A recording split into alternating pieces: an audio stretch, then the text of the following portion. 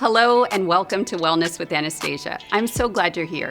Today we're diving into something that feeds the heart and the soul, the healing power of poetry and music. We're joined by an incredible group of local poets who are not only gifted creators, but also community builders. Through their words, stories, and songs, they bring people together, they spark conversations, and they create spaces for healing, joy, and reflection. You'll hear from 4 talented poets: Alley Cat, Mandy Lynn, Rooster, and Songbird, as well as a talented songwriter and performer, Vic. Each of them will share their art with us, and later we'll sit down together for a heart-to-heart conversation about creativity, transformation, and what poetry and music can do for the spirit.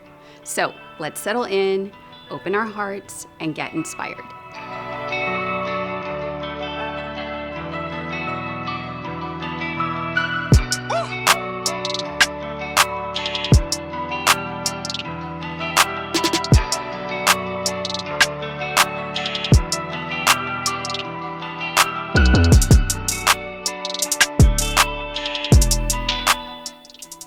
I'm Alley Cat, and this is my poem, Highs and Lows.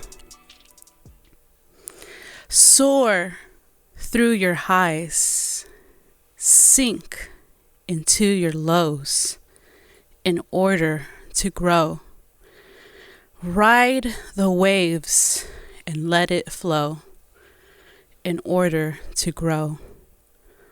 Moments of confidence that conquers to the moments of extreme insecurity that kills one's will to just be. Glide through your highs as if it's the last time you'll ride. Seep into your lows like you know this is how it goes. Life is a roller coaster show. To live is to suffer. To live is to learn that we are just a part of this earth for a short term. Pinnacles of Zen, like you're on top of a mountain. Layers of sorrow, feel like there's no tomorrow. Golden dreams within reach, it seems, but nightmare scares seem like reality. Every ounce of your being pleads for your brain to just be happy. You crack and break like the most beautiful, delicate, fine china plate. The mind goes insane. Instability runs through the veins. The body drops of overexhaustion. Uncontrollable howling cries from deep inside that can no longer hide. Just break down, baby. You're not crazy. Scream it out. This is what life is about. The highs and lows, constantly being in the sequence of holding on and letting go. You are forever growing.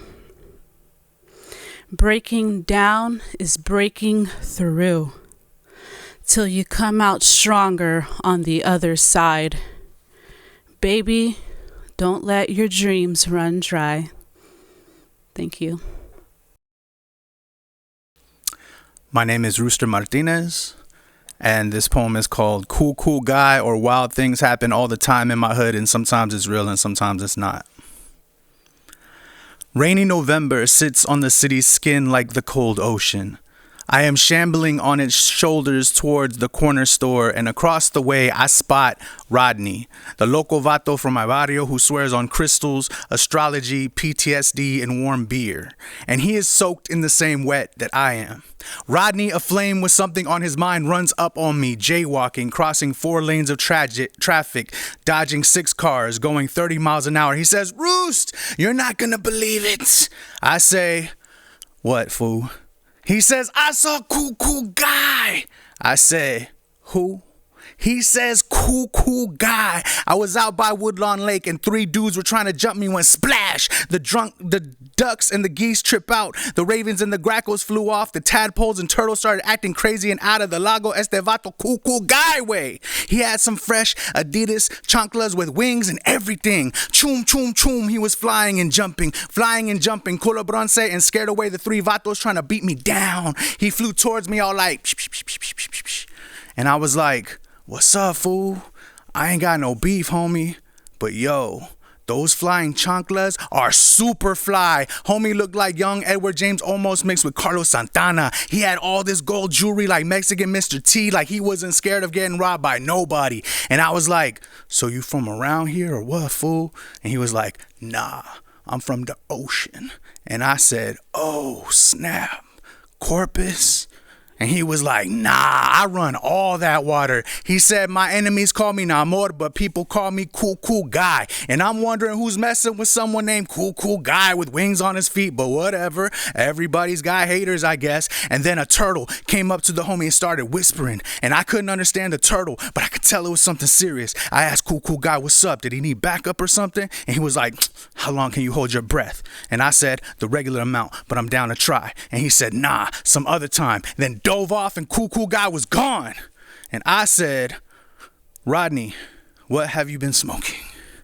And he swore on his unemployment check that it happened. And we both stood in the same rain, but only one of us saw a miracle through all the water. Hey, Songbird. I'm here to talk about International Women's Day March back in March 8. And what happened on that day. So here it is. On a warm morning in March, I bounced downtown to join the Women's Day. I packed a bag with some supplies just in case, and made my way to the rally. Dry palm trees line the path from the Riverwalk to the park. Mesquite-colored bricks line the entrance, and the music appears through Palo Santo and sage smoke in the air. This space is now sacred. Eagle feathers shake in waves from cackling conchas. The danza and the drumbeat drone. The sun dodges a cloud. A host of young and old, all different, all the same, red and brown and black and tan. They all huddle close to form a bullhorn auditorium that responds like a Greek chorus to the chants and the yaps and the poems. We are promised revolutionary ideas like people are different, or water is sacred, or housing displacement is negative on children, or restore abortion, or free everybody. The cops show up right on time as the march begins, as if we need another reminder of blue lights and sirens, that we're fenced in. A man in all black with a traffic ticket gives them the finger as they drive by. Whose streets? Our streets. We chant and scream. This peloton of human beings breathes life into Navarro Street, which forces the good people around downtown to take notice that we are here. Vatos smile and stare from the Greyhound station while some tourists take pictures of this hulking, rolling mass of determination, Quetzalcoatl reincarnated, snaking through public spaces. The people's faces watching us look like disbelief or confusion or awe or relief or happiness or joy. Others bear witness to cardboard signs saying things like, "Don't panic, organize," or ones with hard lines saying, "Be glad women don't want retribution over equality." A banner hangs out of a parking garage, 2 floors tall, 2 cars wide with red paint on white, telling La Migra, stay out of SA. The smiles of those holding it are indescribable. At this point, my heart has been pumping to the stomping of warrior women, and I try to see through my vision, blurred. To be surrounded by such bravery is a religious experience. Weaving through the line, I see poets, I see activists, I see teachers, I see catalysts, I see drummers, I see militants, I see organizers, I see immigrants. We dance through the streets until the march ends, till we're back where we began, to rest and to eat on free bean and cheese and essay readings under the sun in Travis Park. Thank you.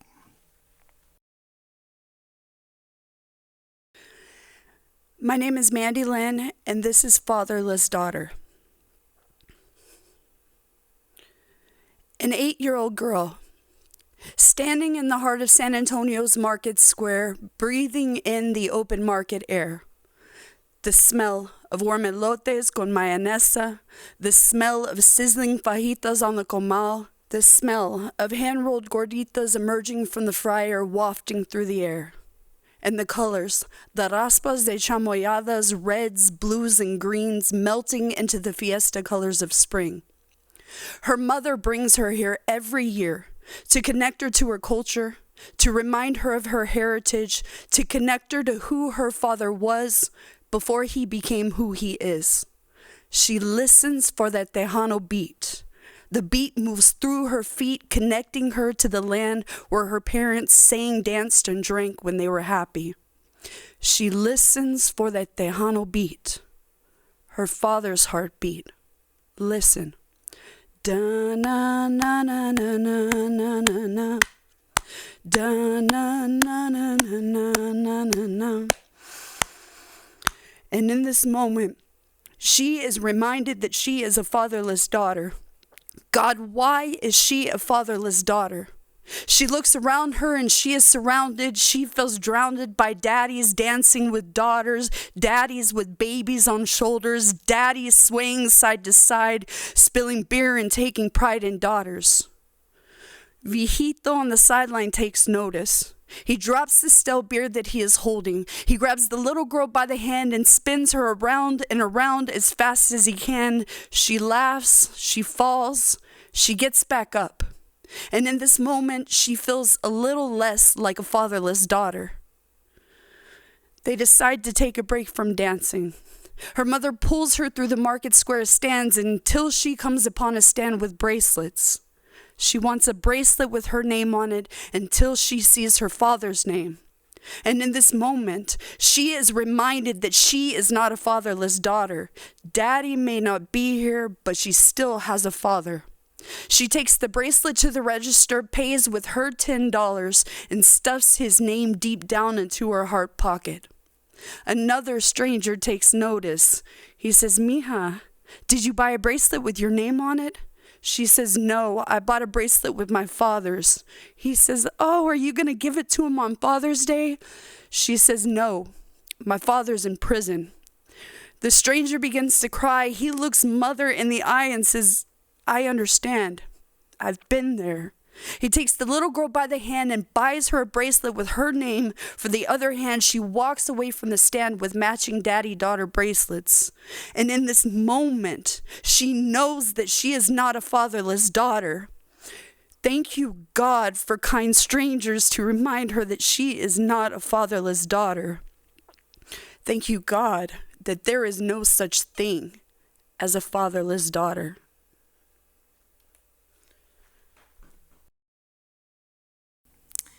Hi, I'm Vic, and this is my song, Angel Face.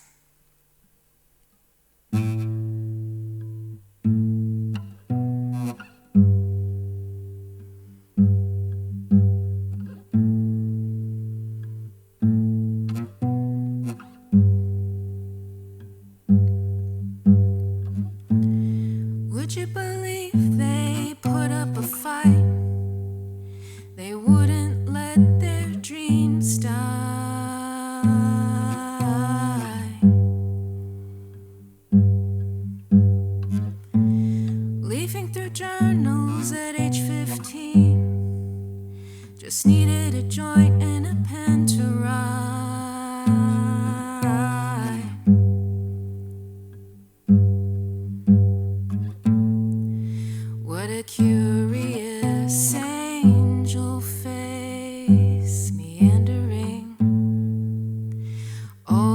bees humming. Laugh so wide they could drink up the sky. Float on cloud nine like it wasn't a lie. Would you believe that everything changed once kissing became the only drive?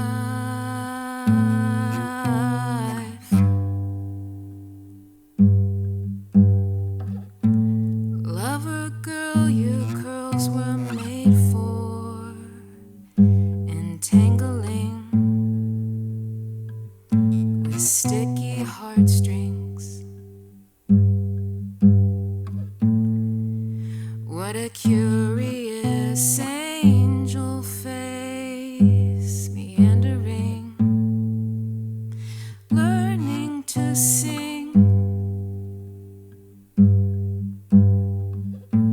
setting fires far and wide, leaving behind ashes of normal life.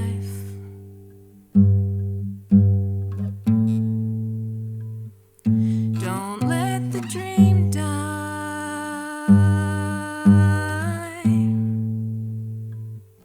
Don't let the dream die. Lover girl, don't let the dream die.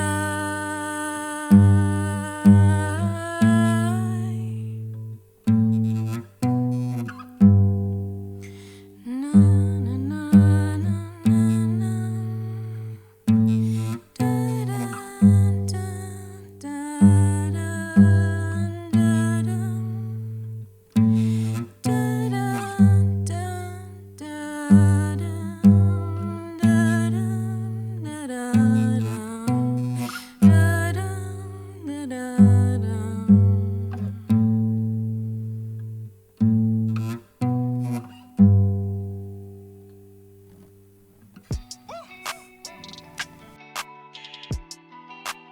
I was deeply moved by all of your performances. I felt like I was really in the scene. You know, I was experiencing these events with you as you read, and it was great. It was incredible, and thank you all for being here. Thank you. Thanks for having us. So, the first thing I want to chat about is what inspires you to create, and what's your relationship with creativity? Or when did it start for you? And anyone, you can just chime in. I think the first thing I started to try to write, I was trying to decipher Bone Thugs and Harmony lyrics. Mm-hmm. And I was just like, what is this? What is this? But then I just started, what if I wrote my own? And I was like, I don't know, 9. Yeah. Like and it just went from there. So I've been writing forever, but I didn't really take it seriously until recently. Really? Yeah, it's just like, I think feeling for me, creativity, it's something I have to do. Mm-hmm. You know, it's like breathing, it's like drinking. I have to do it to express myself. If I don't, I'm not okay. Yeah. You know what I'm saying? Yeah. And it just becomes like a self-care mode, essentially. Mm-hmm. Nice. And now it's the first of the month in my head. Exactly. I know the words. Yeah. Me too. I'm a word person. So yeah, I'm an auditory learner. So that's the other thing is I really enjoy listening to people. So yeah. Anyone else? When did your creativity first spark, or when did you get started? So I'll say for me, I've been writing all my life, but it served different purposes in my life. So when I was a kid, it was to get things out when nobody was listening. Mm-hmm. I went through a really tough time in my life where I didn't write at all. Mm-hmm. And now it's been for release and most recently for connection. Mm-hmm. And yeah, what really inspires me is having conversations with people. I love to talk. Yes. And I love to spend quality time with people. And every time I have a deep conversation, I walk away with something else to write about. Mm-hmm. Yep. Awesome. So just because I know y'all are all writers, right? So do you have a journaling practice? Like, do you just journal stuff, or do you, when you sit down, it's everything. It's like, it's the journal, it's the poetry, everything just comes out. I'm just curious about your own practice. Going off script now. Sure. Yeah. I think for me, I treat it like a daily ritual exercise. I think kind of similar to Songbird, it's kind of a lifestyle at this point. The same way people go for hikes or jogs or for physical exercise, it's really a mental and spiritual exercise all the time for me. So it really it's like I don't have necessarily a point where it began or ended. You know, like throughout the day, I'm always kind of thinking about things. I'm always seeing things through this kind of creative lens. I think as a kid, similarly, it was music, it was television, pop culture kind of really colors a lot of my writing, because I feel like it's that's the way to kind of talk to people in like a shared language that we have, where oftentimes when people hear poetry, they think they think of what they were taught in high school, and it's very sort of old and hard to access. So I try to really strive to see the poetry in the day-to-day, every little thing. It's always there. Yeah. It's always around the poems. Yeah. Yes. I'm really That's glad- a poem. That can be a poem. That's true. That's true. Or that's the name of a poem. But I'm really glad that you asked about journaling, because I was just thinking about that and how, like, yeah, I'm sure so many of us have been writing for years and years and years. I mean, at least for me, I've been writing since I was a teen. And I mean, it was just kind of like the heart and brain dump. I mean, it was like every single thing had to go on paper to prove that I was alive and to prove that my experiences mattered. And of course, I didn't think of it like that as when I was a kid, but as an adult, that's how I see it now. It's an affirmation of existence, of your experience. And so I feel like poetry is kind of a natural, like if you're somebody who does journal, who really like commits to that practice, then poetry naturally can come of that, because you're just letting yourself continue the expression, and hopefully you have guides in that process, to take it from journaling to poetry. Yeah. And I'm an avid journaler. I've been journaling too since I was like in second grade. I had like the diaries that had like the little locks on them and stuff. But yes. I mean, just books and books and books filled of just, what's happening day to day. And then, and I have my dream journals, or those would make good poetry, I bet, because they're so bizarre sometimes. Symbolic. Yes, symbolic. Yes, that's a better word for it. Oh, that's amazing. Well, thank you for sharing. Thank you. So what transformations or impacts have you seen in yourselves or in your community as you express yourself through poetry? I can speak for myself. I help run a community literary nonprofit. It's very grassroots, but also we host a regular Wednesday poetry show where it's free and open to the community. And oftentimes I get to see people transform in their lives from being sometimes just members of the audience, timid, and just appreciators of other people's words, to getting excited about, I wrote something, maybe I'll share it, to eventually getting on the stage, to eventually becoming mentors and leaders in their own right to new audience members, new people interested in the arts. So I think similar to what Mandy said, I get to see how art creates conversation, creates connection.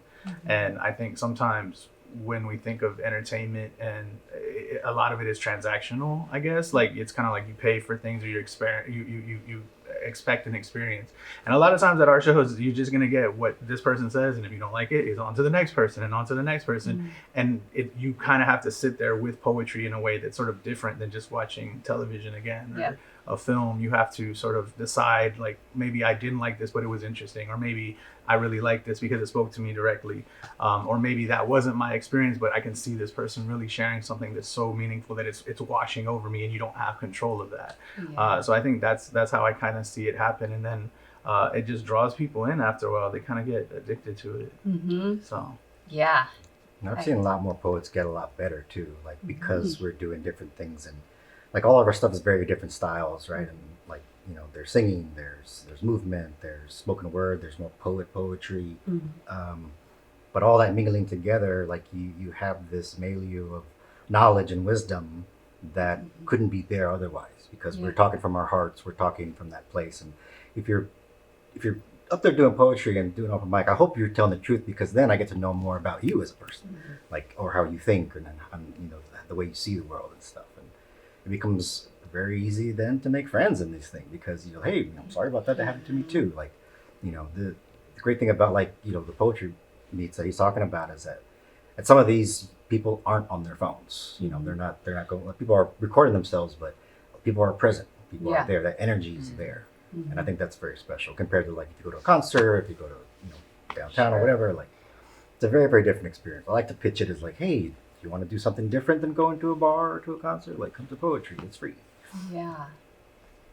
The vulnerability is definitely what I appreciate about the poetry community, and getting to see everybody's evolution too, because I was just saying the other day, actually to you, because I want to hear from you, but how when you put out a poem, that's not necessarily the definitive you, because guess what? Another poem's coming up, and that's going to be the you that day. And then another poem comes up, and that's you that day. So it's we should all feel free to just continue to share our experience because it's constantly changing. And that's what I love about this poetry community is that it's constantly evolving. All of us are evolving. And chances are, if you're still reading the same poems, I might say something. Be where's the new you? Let's get it out there. Everyone's super encouraging, and I've seen a lot of growth with myself. My confidence has really soared, and my trust in myself, and not being so hard on myself, and just keep creating, keep going. And I really noticed that when you're your most authentic self, you attract more people who are living in their truth because they see you living in your truth. And so everyone's just inspiring each other to just be themselves and to live in their truth and to keep going and keep creating. And everyone's so supportive, and it makes you want to write more, so going back to what inspires you to write. All these people here inspire me to keep writing, and keep showing up and keep working, it's in me. There's something in me that needs to come out, and it's something in everybody that we all can resonate with.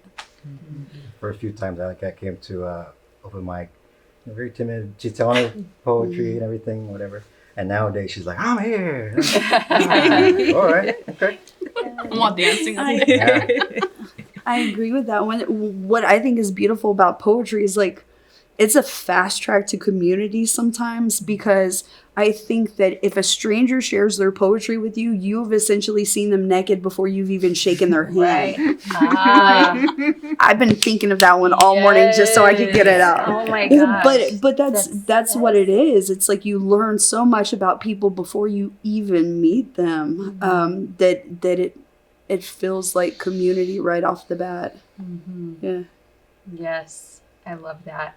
Yeah, when I was chewing on this on the drive here too, I was thinking about it and feeling it, and it's when you see people. I mean, this is exactly what all of you have said, and what Alley Cat was saying too. When you are in your authenticity and you're speaking from the heart, and it's just coming out, it gives others permission to do the same thing. And people love that. That's what our innate desire is to express ourselves, right? And to be in that full authenticity. And it's so magnetic. It's so attractive. It's like your essence, the life essence is just pouring out of you into everyone else, and they feel it and they want to do it too. It's just that's what it is. Yeah. That's it. It makes me happy when you describe it. So. Yeah, well, I love it. And honestly, I told y'all I've been stalking, right? And I just looking at I was looking at your Instagrams, and I see Alley Cat, I see Mandy Lynn dancing, just dancing, just dancing away, right? And having the greatest time. And it's that's so inspiring to me. I'm oh my gosh, I can get out there and dance too, why am I not doing that, And it's it's great. And with your son too, I'm oh, I love that. That just makes my heart sing, Shout out Mikey. When I see that, when I see that, and I can feel it even through even through the device, so I can imagine that being there in person is even more impactful. So thank you all. Yeah, I have to also just like express my gratitude because, we're talking about like showing up authentically and the idea that we're attracting kind of shared people who have like minds, but also open hearts and a need to express, a passion for expressing. And I just want to shout out like Mandy and Rooster here because they've been bringing people together at Handros every Wednesday for how long? Like a decade plus. For about a decade plus. That's amazing. I am relatively new. I'm very new to this community, but the more that I show up, the more I understand and get to witness just how powerful it is. And so I want to make it clear that all of the people that I'm sitting with here right now, I admire you immensely, not just because you're showing up and doing the work and holding space for everybody, but also because you create. You're not just facilitating, but you're also creating too. And there's some really passionate performers here that I'm learning from constantly. So it's like, it's not just a place to express, it's a place to learn and to continue to be just like we're all mirrors of each other, And it's just something that somebody does well, you see them and you're like, oh man, like I want to do that. Like you see Ali dancing. I want to dance like that Songbird too. sings, and then like I started singing a little bit before my poetry. I'm like, why not? Like, and that's what it is. It's the shared influences. It's beautiful. You don't look at somebody and go, "Oh, they're copying me." And you recognize, "Oh, I hear myself in them. I see that. That's beautiful." You can't fake influence, right? That's right.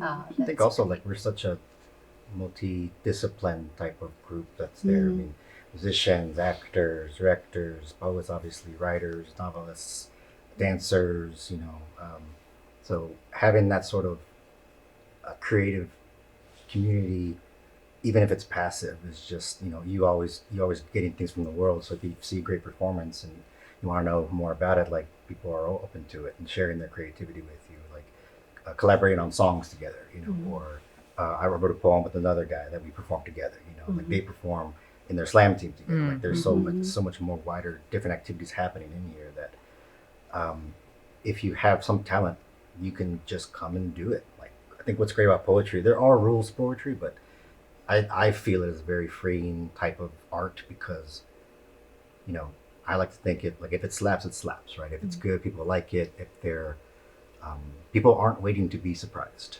right? So if you come with something interesting and you come and you break it down and you're a different style, like you're building something that wasn't in the universe before, and that's incredibly powerful. Versus like I want to become a musician means I gotta get a guitar and I gotta do that. No, just start talking, just start doing it. Even if you're mute, you can create art. And poetry is very freeing in that way. I think I like that about it. I have a background as a musician, and I felt more stringent rules around music and performing music and performing poetry. So I bring music into poetry and have it be more freeform. Yeah. And nobody said I couldn't do it. I just did it. Yes. Yeah, I mean, one of the coolest things about poetry is that so many people think it's this boring practice. Some people don't even connect it with art, right?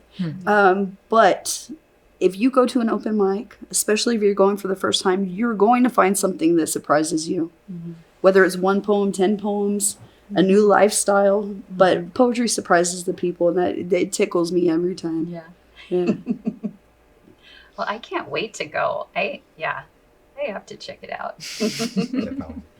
So then finally, what advice would you have for someone like me, a beginner, somebody who hasn't written poetry or done anything with poetry since I was in 4th or 5th grade, writing haikus, stuff like that? Where should they begin? I'd say in a journal. I'd say one of the things in my journey that kind of mattered most was if I cared about something, then I should at least care enough about it to write it down. And that's not just a poem. That's what I want to do today, what I want to accomplish in a week. And so I feel like connecting words to a tactile, actual, like by hand, putting it out is always a good first step. If you're more of a digital generation, you like to type it out, I understand. I'd also say look in your community, see who's out there, see what they're talking about, because I think people get very intimidated about like, well, how do I get from the audience to the stage? And it's a much shorter distance than you can imagine. When people ask me how I began, I usually just say I put my name on a sign-up sheet and they called my name, and that was it. And that was it. And sometimes, but that can take its own sort of large amount of bravery to accomplish. Yeah. So once you're in it, you're in it, and it can fulfill you for as long as you like. It's like riding a wave, and once it's over, that's great. You did some poetry for a while, and if it carries you as long as it has us, then keep writing it. Yeah. It's a great way to put it. There's a bunch of open mics like around town. Like next week, there's one every day. Let's see, Monday, there's open mic from Empower House. Tuesday, there's Poodle Slam. Wednesday, there's Blah. Thursday, there's Magic Hour with Vic. Like there's so many opportunities to just be in the area of poetry. Yeah. Just in that creative space. And you know, I think that's a great first. That was one of my first. I met Rooster at the San Antonio Book Fair. He told me about Hondros and about Blah, and I just went and watched and enjoyed it. And like now, I'm always going. So you know, you sort of find the people that are looking for you, kind of thing. And if you go there and you feel that, like that's what it is. Yeah. You know? The community is very, very open and very, and there's a lot of things happening. You know? I would say start with one line. Start with the truest line that's in your heart or in your mind, and then write another line. You know, I think when you start writing, you discover something about yourself. You bring something out that's in your heart and mind onto physical, real life, you know. So just little by little. I would say that's a good start. And don't get caught up in form. I was just gonna and say that. Should I be syllables thinking and, like No. this doesn't you know, rhyme, numbers or like and rhymes. Get it this out. isn't five Truest line. syllables? Or Like a poem Yeah. can be a whole paragraph. It Yeah. can be 2 pages of just words. Like depending on how you do it. But you know, don't get caught up in that. Just start writing. Like for me, I write exclusively on my phone, and when I'm walking somewhere, I'm experiencing something, like just jot down either a title or something, so I remember what it's about, and then I write that. I write what that title means. You know, so I'm not focused on I need to write the poem. yeah. I have the idea down. I'll get to the idea if I have to, or I'll do it right then and there. I'll remember details. Like the one I read earlier when I was in the march, I was just remembering details, and bringing that back in to show what it was like. So, and those are the things that I think really bring it to life. So, I think it's just more finding your style and finding your time to do it. Like sometimes you can just do it for 5 minutes, like and that's it. You start in 2 lines and get to it next week if you want to. But the fact that it's there and like you're thinking about it is kind of the point. Like But this thing needs to be done. also go to a workshop. Oh yeah. Oh, workshops. Right. We have workshops. You'll They have do workshops. regularly. Fantastic. Open to the public. That's amazing. Sometimes you just need a container. Yeah. You know, you just need people there watching you. Sometimes you just need something to say and not get too caught up in how you say it. Do y'all Yeah. have a website for that? For where Write people. art out. WAOSA. I don't remember. Mandy, We'll remember? get it down. We'll get it. So it'll be underneath y'all, so that Sure. people can Cool. can Good. register and go. Can I just say, follow your curiosity? I've noticed that on most people's bucket lists, open mic is there. You know, so follow that curiosity to an open mic. You might just find yourself interested in getting up there after you see what other people have to say. Sometimes it encourages you. And if it doesn't encourage you, you haven't wasted too much time. Yeah. Do it. Yeah. Just dive in, like I did. Yes. Absolutely. Now I'll be up on the stage next time too. I'll be like, I brought something, y'all. Look. Anastasia. We'll be cheering for you. Well, so that was a great conversation. Thank you all. So can each of you tell us what your handles are and where we can find you? And yeah, just say who you are one more time. We'll start with Songbird. Start at the end. Songbird. I have a handle, Songbird Speaks on Instagram. Also, we promote a open mic called Zona Sananto at the Lighthouse Lounge called Lakeside Poetry. It happens once a month towards the end of the month. Free to come, it's at a bar, so gonna have a good time. Okay. I'm Alley Cat, and Songbird and I are actually part of the poetry collective Zona Sananto, and you can find us on Spotify and you can hear our episodes. Oh, nice. Podcast, yep. Okay. So our next open mic at the Lighthouse is August 24th. It's a Sunday from 6 to 8, so come. And it's grown so much, so many people have been coming. And what else? Oh, you can also find me at Tandem Open Mic, second Wednesday of the month with Candy. Shout out Candy. Love you, girl. Love poetry. So yeah, that's my 2 open mics that I go to, but I try to make it to as many as I can. And what's your handle on Instagram? AlleyCat_94. Mandy Lynn? Okay, my name is Mandy Lynn. Okay, the best place to find me is Instagram at Mandy Lynn Lara, Lara, and I am involved in hosting about 3 open mics around the city during the month. So if you need information on open mics, I know a lot about ones that I'm involved with, ones I'm not involved with, but are still way cool. And I work for an organization called Gemini Inc., which is San Antonio's Writing Arts Center. We're a nonprofit that's been around for a little over 30 years. If you're interested in volunteering, taking low-cost community writing classes, or becoming a teaching artist with us, check us out, Gemini Inc., and you can link to me there. Awesome. Thank you. All right, Rooster. Yeah, my name is Rooster Martinez. You can find me on Instagram, RoostMTZ.